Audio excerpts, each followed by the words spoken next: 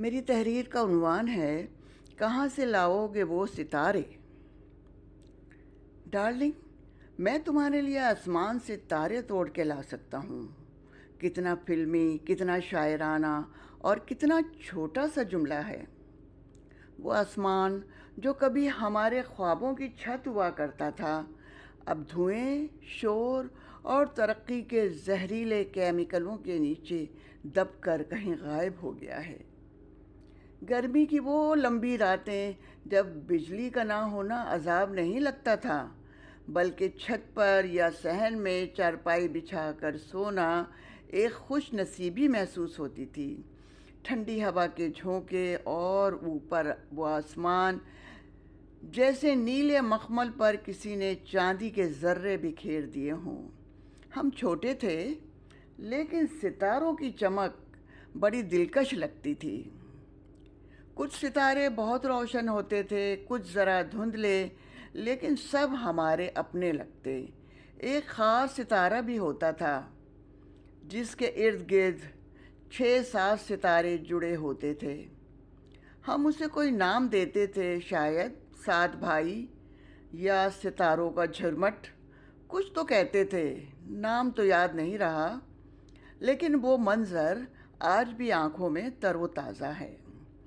ہم آسمان کو تکتے تکتے سو جاتے تھے۔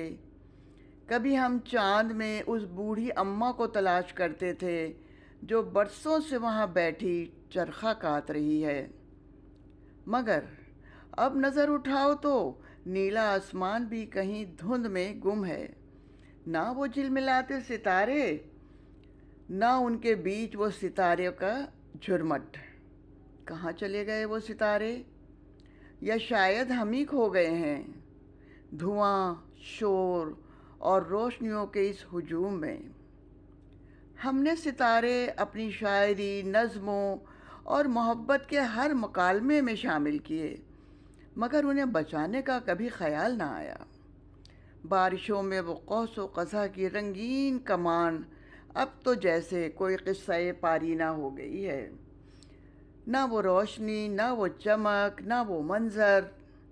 اب اگر بارش ہو بھی جائے تو سڑکوں پر پانی اور سیاسی دعوے زیادہ نظر آتے ہیں۔ آسمانوں پر کوئی ریمبو نہیں ہوتا۔ ہو سکتا ہے کہیں دور شاید اب بھی ستارے جھلملاتے ہوں، مگر شہروں میں یہاں تو ہر طرف روشنیوں کا اتنا شور ہے کہ آسمان جیسے سن ہو گیا ہے۔ سچ کہوں، ترقی کی اس دوڑ میں ہم نے اپنے حسین اور جگمگاتی راتیں گنوا دی ہیں، اور ان کے ساتھ وہ ستارے بھی۔ اب جو کوئی کہتا ہے تمہارے لیے ستارے توڑ کے لا سکتا ہوں، کیوں؟ سوال اب یہ نہیں رہا کہ کون توڑے گا، بلکہ سوال یہاں پر یہ ہے کہ کہاں سے لاؤ گے وہ ستارے؟